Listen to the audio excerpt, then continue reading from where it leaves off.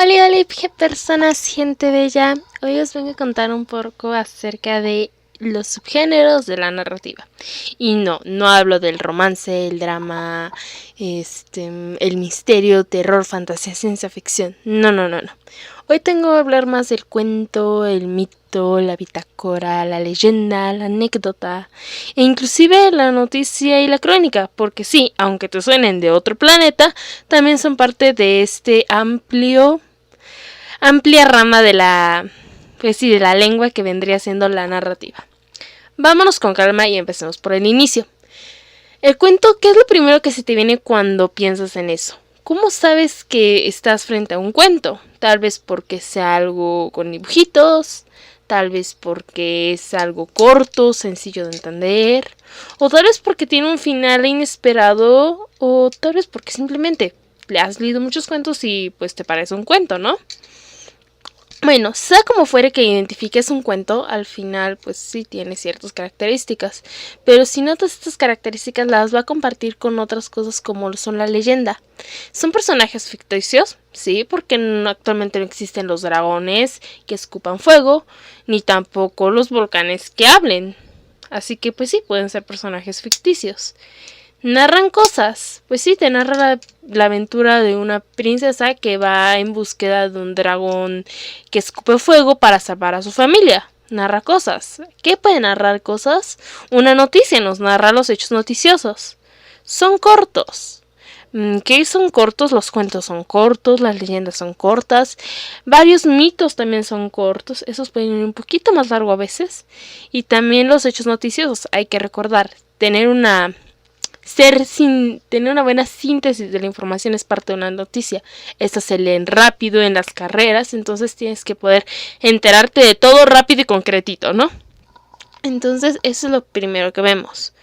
Pero ya te expliqué un poco de la teoría, ya te expliqué qué son los cuentos, ya te expliqué más o menos cuáles son los subgéneros narrativos, que son el cuento, la leyenda, la noticia, la crónica, la bitácora, las anécdotas, pero ¿cómo se siente leerlas?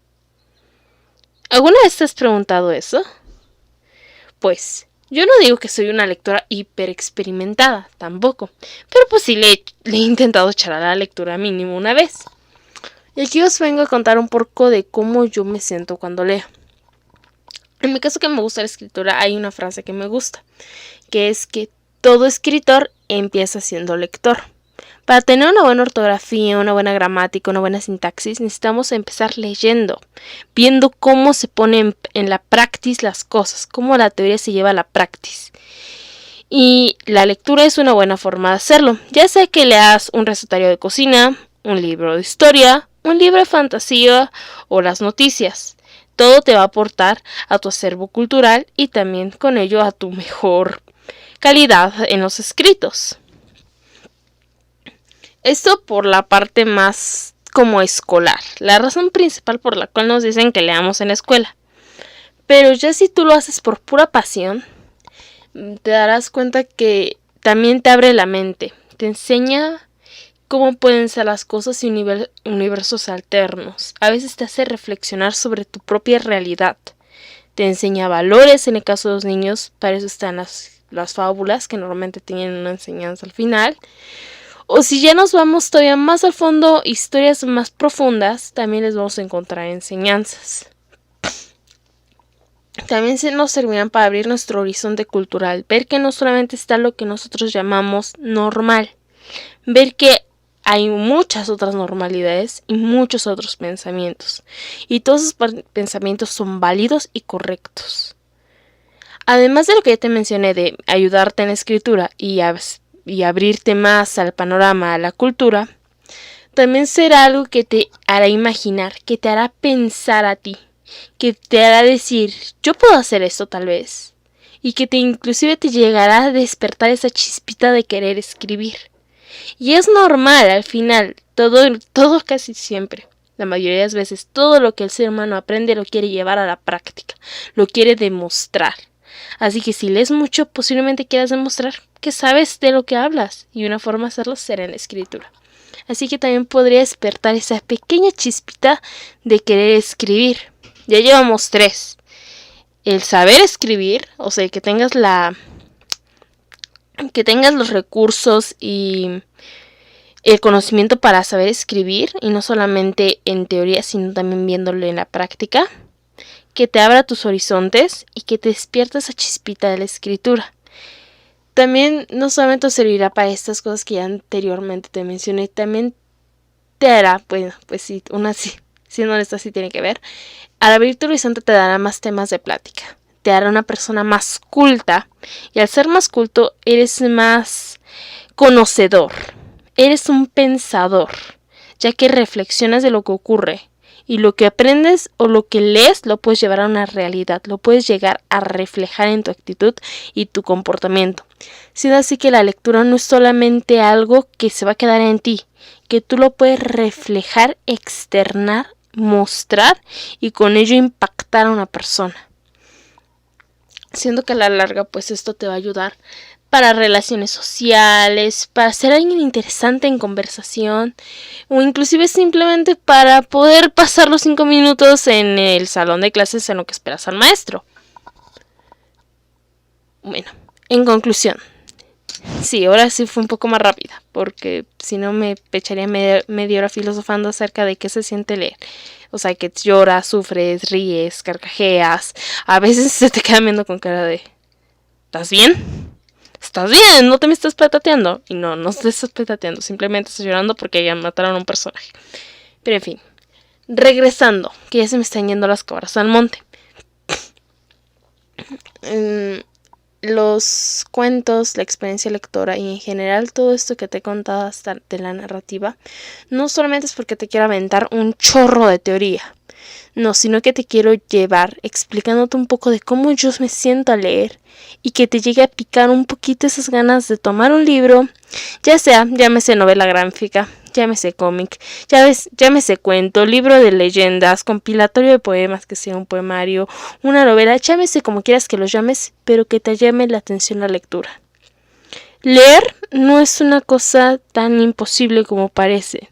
No necesitas tener una cosa hiper choncha, un libro de 1000 páginas para decir yo leí algo. No, un libro de 74 páginas, de 10 páginas, te va a hacer más culto y te va a abrir ese panorama.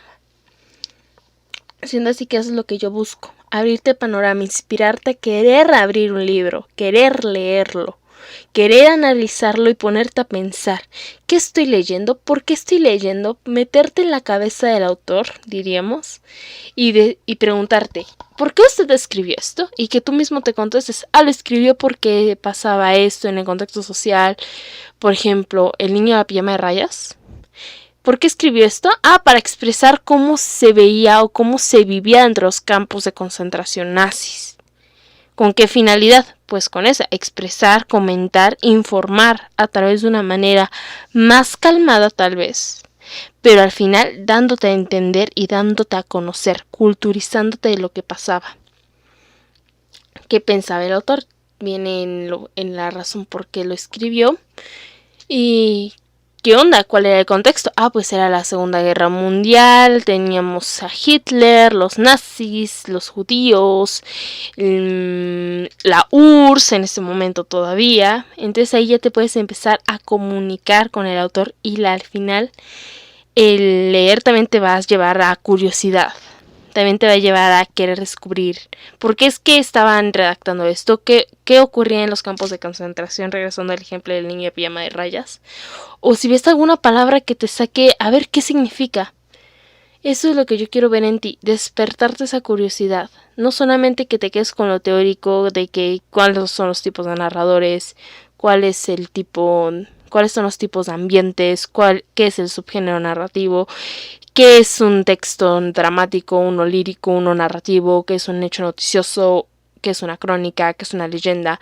Eso, honestamente y francamente, sí te va a servir de mucho, pero la mejor forma de darte cuenta es cuando tienes un libro enfrente, lo lees, lo analizas, lo checas, lo comprendes y lo llevas a la práctica, todo lo que has visto. Mejoras tu escritura, mejorándola de poco en poco. No quiero que escribas tal y como dice la RAE con un libro, no es imposible. Pero sí vayas mejorando de poco en poco vayas abriendo más tu panorama y verás que a la larga leer Tal vez comience como una obligación y al final termine como una pasión. Leer es un arte, leer es algo hermoso y que aunque sí puede estar lleno de teoría, al final cuando ya tienes el libro enfrente y no vas con una mente de voy a analizarlo, lo vas a disfrutar como no tienes idea. Podrás pasar página tras página tras página y cuando menos te des cuenta ya se habrá acabado el libro. Eso es lo que es leer. Eso es por lo que yo hice esto. Es por eso que están los otros podcasts, se puede decir, donde explico un poco de la narrativa, qué es la narrativa, cuáles son sus partes. Es por eso que yo los hago, para que tú sepas qué es leer, como toda la teoría, y que a la hora de leerlo lo entiendas y si quieres analices. Y si no, también está bien. No siempre estamos obligados a hacerlo. Lo admito, yo no lo hago cuando voy leyendo. Yo simplemente agarro el libro que tengo, lo quito el separador y me pongo a leer. Y ya después me pongo a analizar, me pongo a decir que si era personaje secundario, si era personaje principal, si era personaje de desahogue, en qué ambiente estábamos. Ya me pongo a pensar en todo. Bueno, en fin, creo que ya me desvié un poquitico del tema, ya te expliqué un poco de la conclusión. Y ahora sí, llegando a otra conclusión desde otro punto de vista más académico. La lectura, pues sí, ya te expliqué para que nos ayude académicamente, pero también hay que recordar, la lectura viene también de la tradición oral. Todo lo que está escrito comenzó como una tradición oral, sobre todo hablando de anécdotas, leyendas y mitos. Sobre todo esas tres cosas comienzan como una tradición oral, la cual se va sentando en las raíces de nuestras culturas. Las leyendas van desde cómo se crea el hombre, cómo se crea el universo, hasta quién enseña a cultivar al hombre. Van de ese tipo de cositas. También se le atribuyen a deidades, llámela como tú quieras llamarla, se atribuyen a materiales y a cosas de la naturaleza. Eso nos lo enseñan académicamente, que pues la narrativa principalmente va a ser para comunicar, para contarte el chismecito caliente. Así es la forma más fácil que vas a ver la narrativa, para encontrarte el chismecito caliente. Y de ahí ya van a venir Shakespeare, Cervantes Saavedra y muchos autores más. Y si quieres autores más contemporáneos también. Rick Jordan, déjame checo uno que me acuerde. Bully Magnus es pues sí, son un grupo de autores que hacen varios libros. La autora de Harry Potter, o sea, de ella comienzan más cosas. En fin, ya. Creo que con esto ya te explico un poco de cómo es leer, por qué leemos, por qué es que también la lectura no solamente son palabras encuadernadas entre un montón de papel, sino que también es conocer de tu cultura, porque al final la lectura tiene mucho que ver con el contexto y la cultura. En fin. Creo que con 13 minutos y piquitos ya vamos a terminar con este tema que es un poco más acercado a la narrativa. Y espero que te haya dejado un buen sabor de boca, que te haya hecho pensar un poquito acerca de por qué leemos y para qué están escritos los textos narrativos. Y muy en el fondo haya despertado en ti una chispa de leer algún libro, o cómic, o novela gráfica. En fin, ya me despido, los dejo, soy Gisela, ¡chao!